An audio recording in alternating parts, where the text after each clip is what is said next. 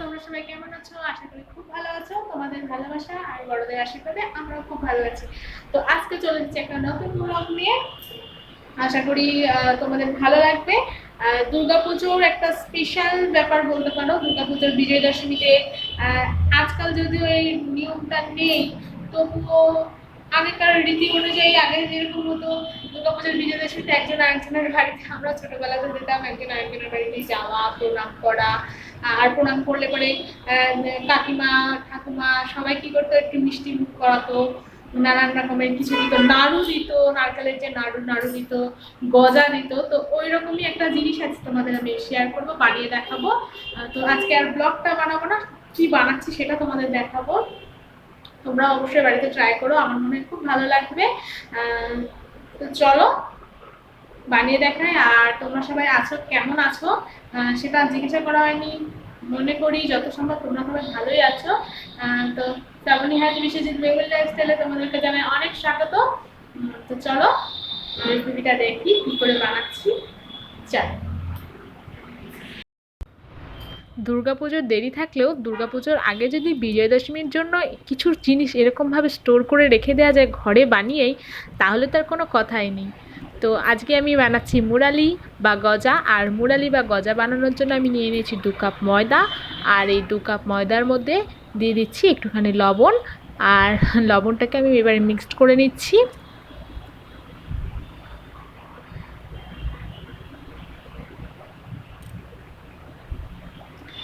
আর পুজোতে আর কি সবাই মিলে আমরা মজা করব, ঘুরবো, এরকম চটপট জিনিস কি আর, মুখরোচক চটপট জিনিস কি আর ঘরে বানিয়ে রাখতে, ঘরে বানানোরও সময় হয় না, আর বানাতে ভালোও লাগে না, তখন তো মজা করব, তাই না?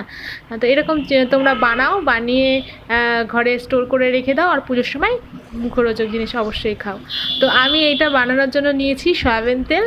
আর সয়াবিন তেলের আমি এখানে দিয়ে দিলাম 1 টেবিল চামচ সয়াবিন তেল আমি ময়দাটার মধ্যে দিয়ে দিচ্ছি। আর ময়দাটার মধ্যে সয়াবিন তেলটা দিয়ে এবার ভালো করে মিক্সড করে একটু ময়াম দিয়ে নিচ্ছি আমি।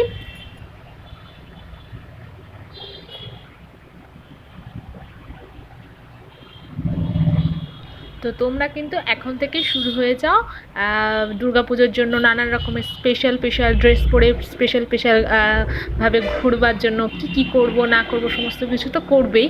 তো তার সাথেও বাইরের খাবার খাওয়ার থেকে ঘরে এইরকমভাবে জিনিস বানানোর জন্য রেডি হয়ে যাও। আর অবশ্যই ঘরে এইরকমভাবে জিনিস বানাও, বানিয়ে এখন থেকে স্টোর করতে শুরু করে দাও। তো দেখো আমি ময়াম দিয়ে নিয়েছি। আর ময়ামটা ঠিক ভালোভাবে ময়াম দিতে হবে। আর ময়ামটা দেওয়ার পর দেখতে হবে যে এরকমভাবে মুঠো হচ্ছে নাকি, মানে দলা হচ্ছে নাকি ময়দাটা, সেটা দেখে নিতে হবে। দেখো আমার ময়দাটা কিন্তু একদম দলা হয়ে যাচ্ছে। ঠিক এরকমভাবে কিন্তু দলা যতক্ষণ না হবে ততক্ষণ কিন্তু ময়ামটা দিয়ে নিতে হবে। তো আমার ময়াম দেওয়া হয়ে গেছে। এবারে আমি কাপে করে করে একটু জল, একটু একটু করে অল্প অল্প করে জল অ্যাড করে করে আমি ময়দাটা মেখে নিচ্ছি। আর অবশ্যই ময়দাটা মাখবে একদম শক্ত শক্ত করে মাখবে, একদম পাতলা করে মাখবে না। ওর জন্যই বারবার বলছি আমি কাপে করে বা অন্য কিছু করে অল্প অল্প করে জল দেবে। আর এটা আমি ঠান্ডা জল ইউজ করছি।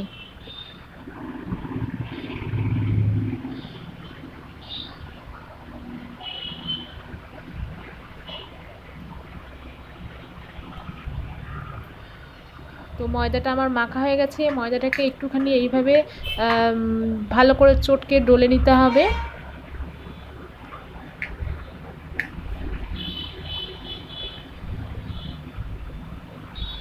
আর ময়দাটাকে বারবার, এর আগেও বললাম একটু শক্ত শক্ত করে মাখতে হবে। ময়দাটা মাখা হয়ে গেছে। দেখো আমি ঠিক এরকমভাবে মেখেছি, কিন্তু একদম নরম না একদম শক্তও না, ঠিক এরকমভাবে মেখেছি।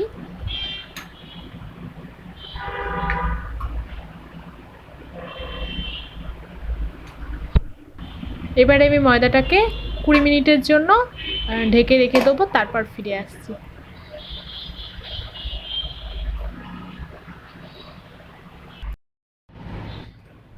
তো 20 মিনিট হয়ে গেছে। 20 মিনিট পর আমি আবার ফিরে এসেছি, ঢাকনাটা খুলে দিচ্ছি।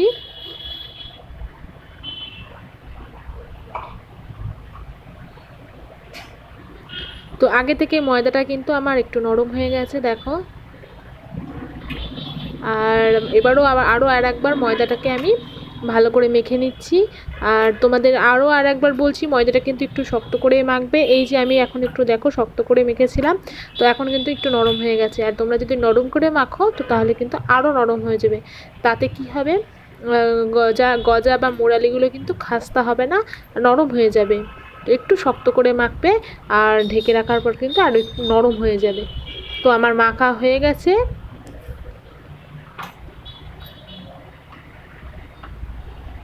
মাখা হয়ে গেছে দেখো।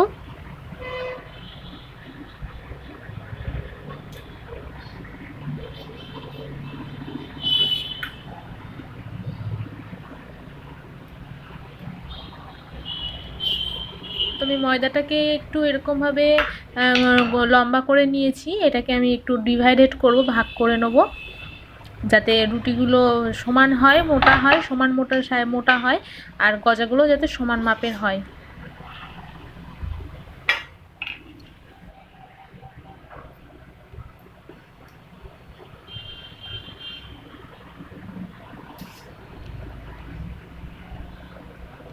তো দেখো আমি এবার ময়দাটাকে দুটো ভাগে ভাগ করে নিচ্ছি।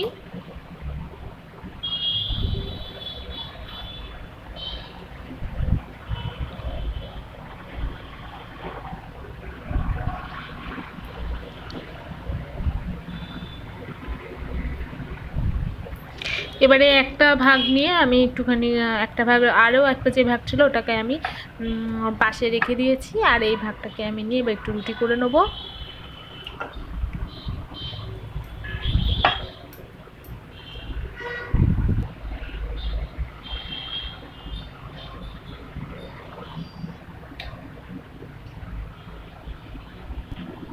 আর এই রুটিটা করার জন্য কিন্তু কোনো তেল বা ময়দা কিছুই লাগবে না, এমনি রুটিটা হবে। তোমরা দেখো।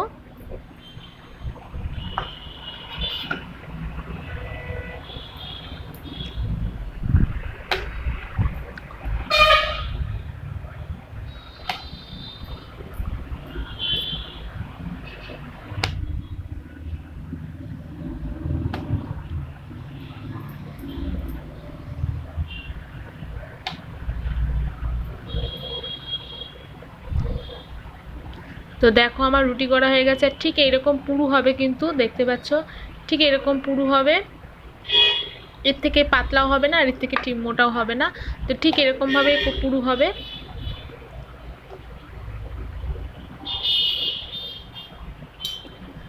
তো এবারে আমি চাকু দিয়ে চারদিকটা এইভাবে কেটে নিচ্ছি, যাতে গজাগুলো একদম সমান মাপের হয় আর সুন্দর হয়, একটা ছোট বড় এরকম হয় যাতে না হয়।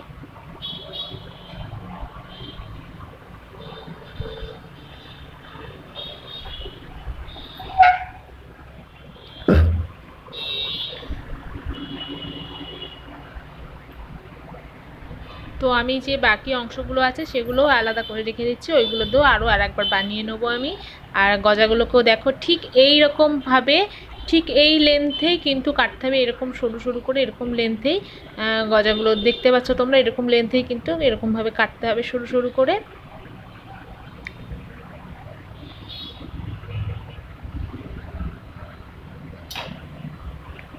তো দেখো আমার গজাগুলো কাটা হয়ে গেছে। আর ঠিক এই দেখো ঠিক এইরকমভাবে কিন্তু হবে, পুরো দিকটা পুরোটাও দেখতে পাচ্ছ আর লম্বাটাও দেখতে পাচ্ছ, ঠিক এরকমভাবে হবে প্রত্যেকটা কিন্তু। তাহলে এরকমভাবে তোমরা যদি করো তো প্রত্যেকটা একই সাইজের হবে। দেখো আমার গজাগুলো কিন্তু একটাও একটা গায়ের সাথে লেগে থাকছে না, সুন্দরভাবে কিন্তু উঠে যাচ্ছে দেখো।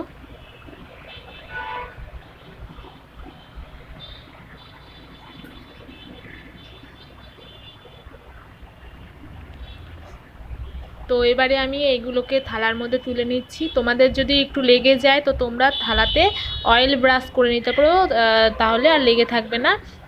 আমার লাগছে না বা আমার তেল লাগছে না, তো আমি এমনি তুলে নিয়েছি, আমার কোনো তেলের কোনো দরকার হয়নি, এমনি তুলে নিয়েছি, কোনো অসুবিধা হয়নি। তো বাকিগুলোকেও আমি এইভাবে বেলে নিয়েছি, করে নিয়েছি। আর তারপরে দেখো আমার এই পুরো সবগুলো হয়ে গেছে। আর সবগুলো হওয়ার পর ঠিক সবগুলো কিন্তু দেখো এরকম একই সাইজের হয়েছে এবং পুরোটাও একই টাইপের হয়েছে দেখো।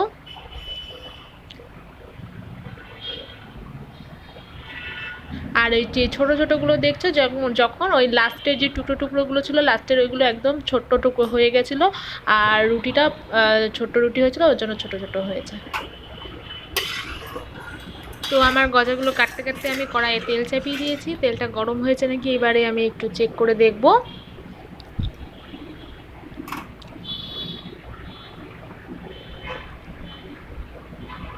আর তার জন্য আমি একটুখানি ময়দার টুকরো তেলের মধ্যে ছেড়ে দিয়েছি, দেখছি যে ময়দাটা মানে তেলটা গরম হচ্ছে নাকি।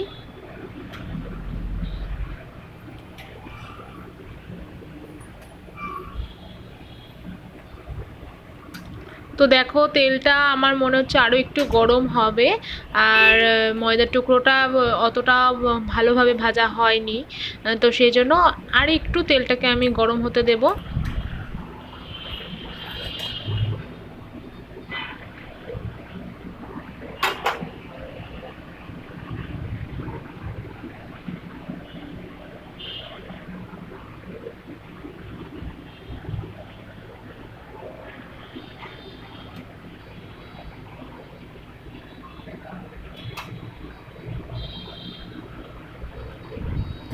তো আমার তেলটা গরম হয়ে গেছে, আর তেলটাকে আমি একটু দেখে নিচ্ছি। আর তেলটা এই যে গরমটা আছে এটাতেই আমি এবার মুরালি বা গজাগুলো ছেড়ে দেবো। বেশি গরম করে হিট করার কোনো দরকার নেই, তাহলে গজা বা মুরালিগুলো কী হবে, দেওয়ার সঙ্গে সঙ্গে পুড়ে যাবে। আর এবার তেলটা যখন গরম হয়ে গেছে তখন কিন্তু গ্যাসের আঁচটা একদম লো করে দেবে, আর লো করে দেওয়ার পরই গজা বা মুরালিগুলো এরকমভাবে ছেড়ে দেবে।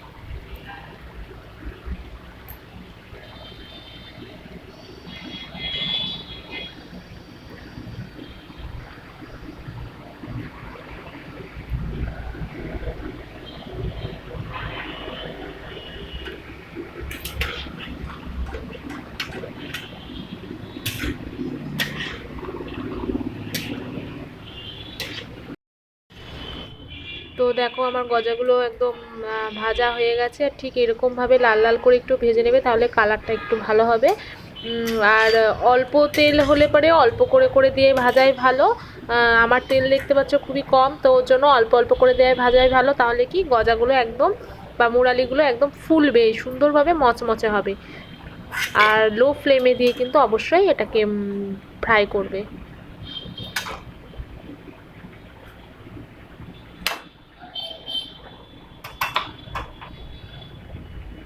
এবার বাকিগুলো আমি একটু ভেজে নিচ্ছি।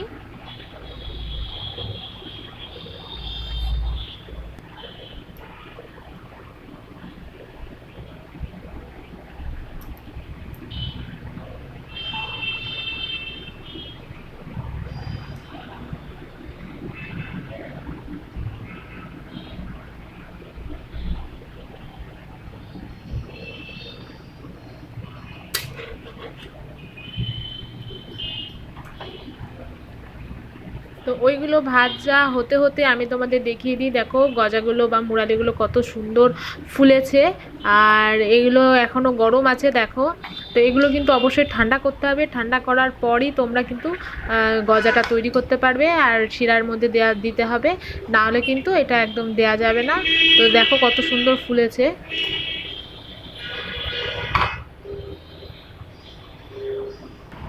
বানানো হয়ে গেছে, আর গজাগুলো বানানোর পর ওগুলোকে একটু ঠান্ডা করতে দিয়েছি, আর আমি চলে এসেছি এবার শিরা বানাবো বলে।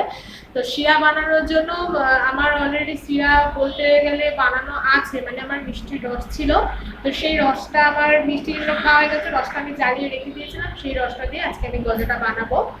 আর তোমাদের আমি বলে দিই, তোমাদের ঘরে তো মিষ্টি রস না, তোমাদের আমি বলে দিই শিরা বানানোর জন্য কি কি দিতে হবে। শিরা বানানোর জন্য তোমরা 2 কাপ চিনি নেবে, 2 কাপ চিনির মধ্যে 1 কাপ জল দেবে, বেশি জল একদম দেবে না, একদম পরিমাণ মেপে 2 কাপ চিনি দেবে, 2 কাপ চিনির মধ্যে 1 কাপ জল দেবে, মানে জাস্ট মানে চিনিটা একটুখানি জলে ভেজানোর মতো।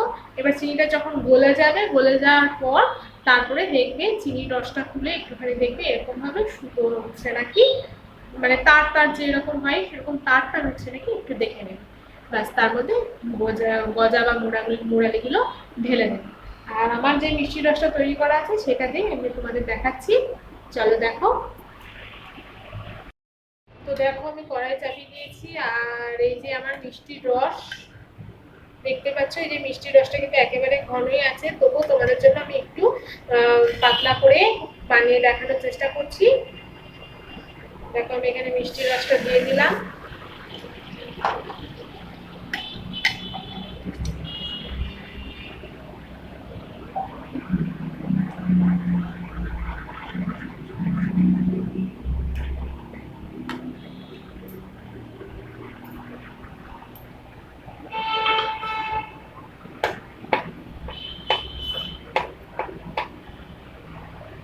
আমি একটুখানি জল অ্যাড করছি, জল অ্যাড করে শুধুমাত্র তোমাদের জন্য আমার যে রসটা আছে সেটাই কিন্তু তাতে কিন্তু হয়ে যেত, কিন্তু জল একটু অ্যাড করছি, অ্যাড করে তোমাদের জন্য একটু দেখিয়ে দিই আমি তবুও যে কতটা তোমরা মানে ঘন করবে আর কিরকম তার উঠবে সেটাও আমি পুরোপুরি দেখিয়ে দিচ্ছি না।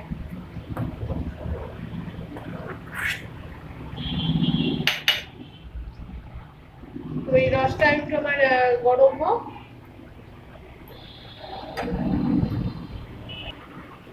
তো দেখো আমার মিষ্টির রসটা, যেটা রসটা আমি বানাচ্ছি শিরা যেটা বলে, তো সেইটা আমার ফুটছে।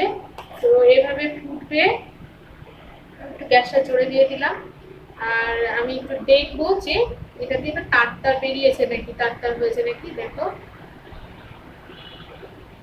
তার হয়নি, দেখতেই পাচ্ছ। তো এটা আমার তাহলে আরো একটুখানি হবে এটা। আর এই শিরাটা হতে হতে ততক্ষণে তোমাদের আমি বলে দিই যে দেখো এই যে মোড়ালিগুলো দেখতে পাচ্ছ, দেখো এগুলো আমার একেবারে কিন্তু ঠান্ডা হয়ে গেছে। আর দেখো কত সুন্দর আওয়াজ হচ্ছে, আশা করি বুঝতে পারছো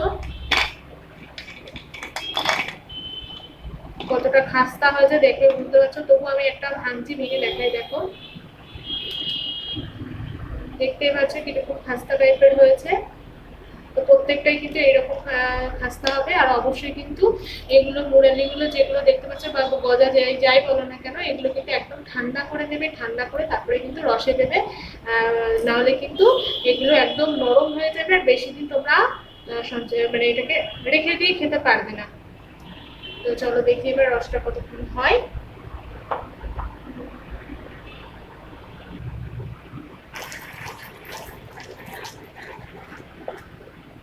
আমি আরো একবার দেখবো যে রসটা আমার হয়েছে নাকি।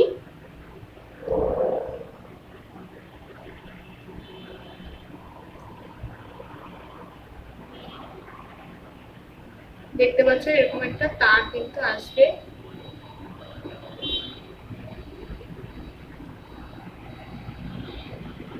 তার মানে আমার রসটা হয়ে গেছে। আরো একবার দেখাই তোমাদের।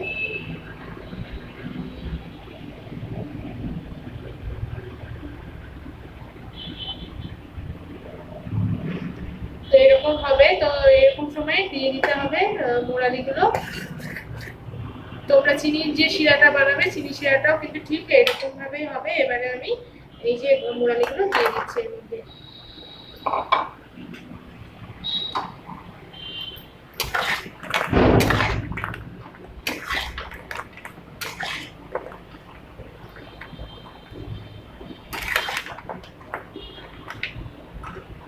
এবারে এগুলোকে এরকম সমানে নাড়তে থাকবো।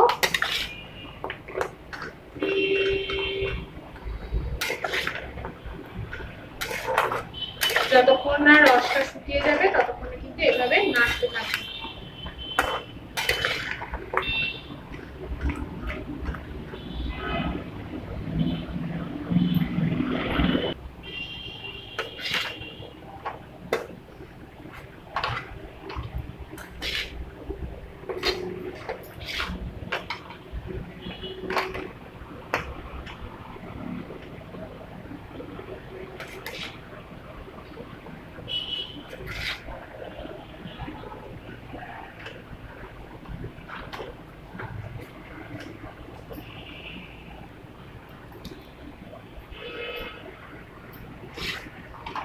দেখো আমার রসটা পুরো একেবারে শুকিয়ে গেছে, ঠিক এরকম ভাবে শুকিয়ে ফেলতে হবে।